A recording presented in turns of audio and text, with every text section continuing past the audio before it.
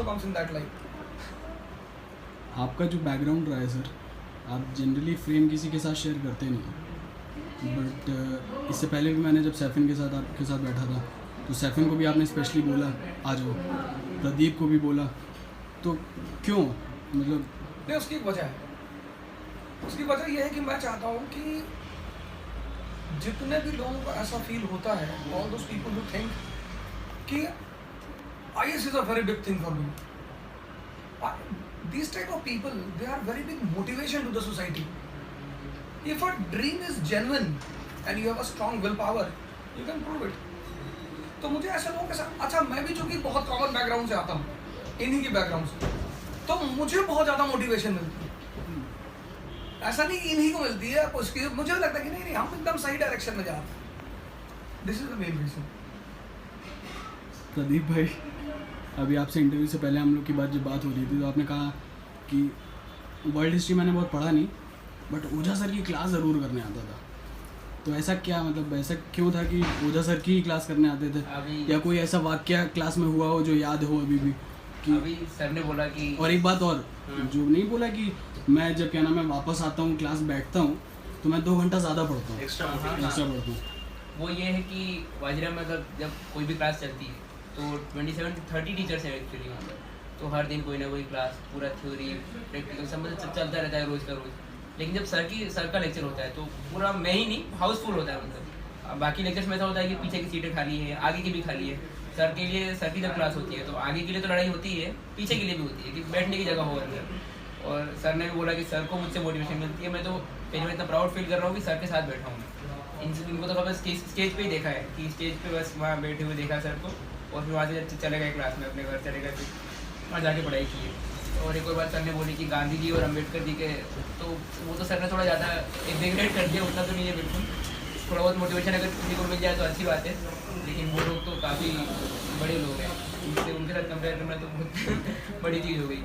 तो सर के साथ, हाँ, सर का जब लेक्चर होता था तो मैं वर्ल्ड हिस्ट्री नोट्स बनाता था मैं एक्चुअली, क्योंकि सर पढ़ाने के साथ थोड़ा ह्यूमर भी लाते थे क्लास में, थोड़ा तो नहीं ज़्यादा ही, सबसे ज़्यादा ह्यूमर सर ही लाते थे, और पढ़ाते भी थे साथ में।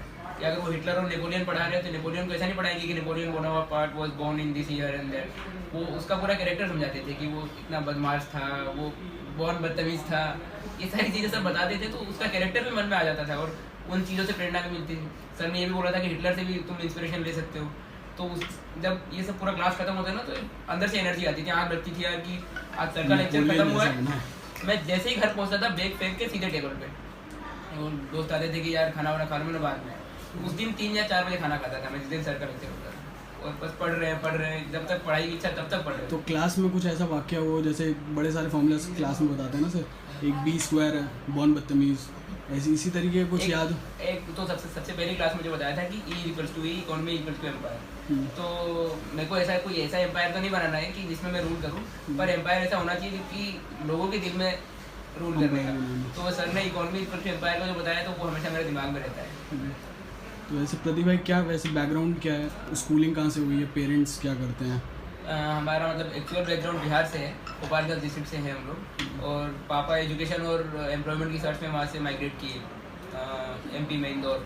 तो हमारा मतलब खेती, किसान थे हमारे दादाजी, ज़मीनें अच्छी हैं, लेकिन ज़मीनों का एक स्टेटस सिंबल होता है कि उसको बेच नहीं सकते, और खेती में भी ज़्यादा फ़ायदा नहीं था, तो पापा को बाहर जाना पड़ा।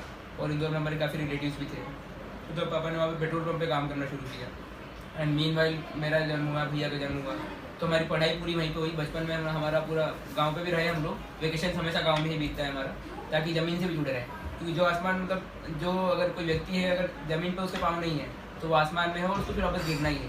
तो कितना ही बड़ा हो जाओ, अगर ज़मीन पे पाँव, एक उंगली भी पाँव पे टच है, पाँव मतलब ज़मीन से छू रहा है, फ्लैश ऑन कर लो, पाँव भी अगर मतलब पाँव की एक उंगली भी अगर ज़मीन को टच कर रही है तो तुम्हारी हाइट कितनी भी लंबी हो, तुम ज़मीन से जुड़े हो, कोई कभी गिरोगे नहीं तुम। तो यही सोच के हमेशा हम गांव से पूरे जुड़े रहे हैं, और आगे भी हम चाहते हैं कि हमारा जीवन का लास्ट फेज भी गांव पे बीते।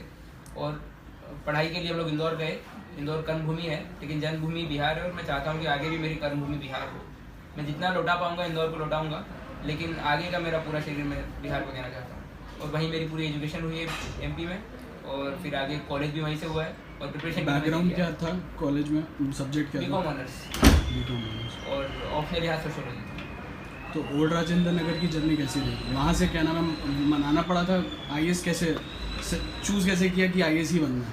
ये तो हमेशा से दिमाग में था, मतलब हम लोग घर में कोई है? एक कंजर्वेटिव सोच है लोगों की भी है, और ऐसी धारणा भी बनी हुई है कि जो बिहार और यूपी से होते हैं उनके दिमाग में सबसे पहली चीज़ यही होती है, क्योंकि बिहार में एजुकेशन और एम्प्लॉयमेंट का ज़्यादा नहीं है ना, तो लोग इकोनॉमिक और ये फाइनेंशियल इन चीज़ों में जाते नहीं है ज़्यादा। MBA का ऑफर मुझे भी था, I was through out topper in my class, तो यहाँ पे ऑफर था कि अगर मैं MBA करता तो I could have gotten a good placement, actually the best placement in my college. तो हमारे प्लेसमेंट इंचार्ज ने हमें बोला था कि अगर MBA कर लेते हो तो यहाँ से सबसे बेस्ट प्लेसमेंट मैं दिलवाऊंगा, गारंटी देता हूँ। लेकिन मेरा ये था कि दिमाग में हमेशा से था कि एक ऐसा प्लेटफॉर्म पे मुझे जाना है जहाँ से खड़े होकर सारे लोगों को सर्व कर सकूँ, और अगर मैं मैनेजमेंट की फील्ड चूज़ करता